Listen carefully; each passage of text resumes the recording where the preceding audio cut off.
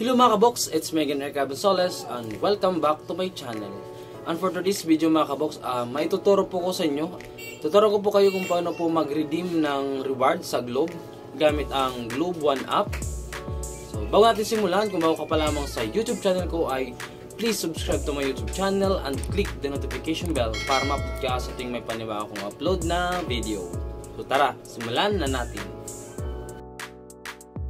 Ngayon ay pumunta tayo sa Globe One application. Ngayon ito yung lalabas. May nakikita kayong rewards. Pindutin natin ito.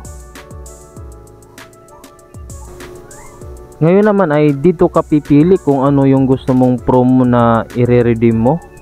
So meron po silang 100 MB for 2 points. Unlimited calls to all network 2 points. 1 GB for surfing 1 day siya 10 points.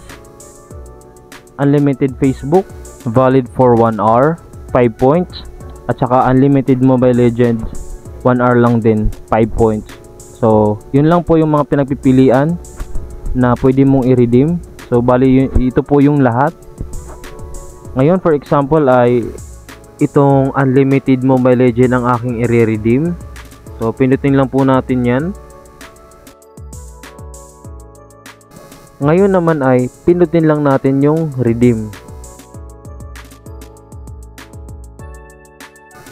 Yan na, nakapag-redeem na tayo. So ang dali lang, 'di ba? So yun lang, sana may nalaman kayo sa video na to at kung meron kayong natutunan sa video na to ay please subscribe to my YouTube channel and click the notification bell para ma-update ka sa tuwing may panibago kong upload na video. Salamat sa panonood. Bye-bye!